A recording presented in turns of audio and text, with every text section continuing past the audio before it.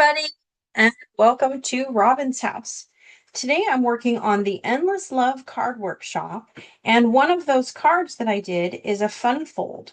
So you put a substantial item on the front and you open it up with this gatefold, and it's quite impressive and very fun. So I just wanted to show you quickly how to create that. So now I enjoy crafting the easiest way possible. And so to me, the easiest way possible is cutting 2 card bases at one time. So the first thing I'm going to do is measure my card.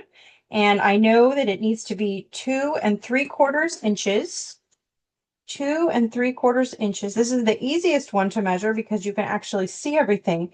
Now at the bottom of my trimmer, I have a scoring blade. So I'm not slicing, I'm scoring.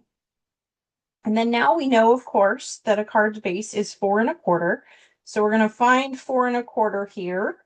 It's easier to see on the bottom. And I'm going to score again. Then we're going to take our measure, and this is 1 1/2.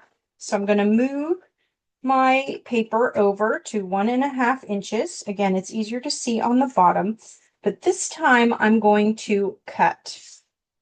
So that sliced that right up. I'm going to turn it, and they're 4 1/4 inches, 5 1/2 inches tall. This is a tall card, so you always got to think about it and double check your work.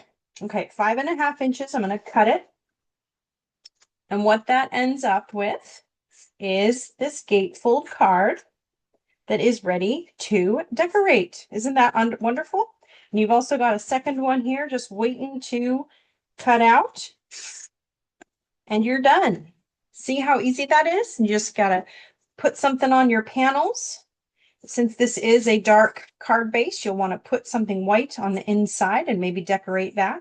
And then again, your something special on the outside, and it'll be perfect. Thank you so much for watching. Happy crafting.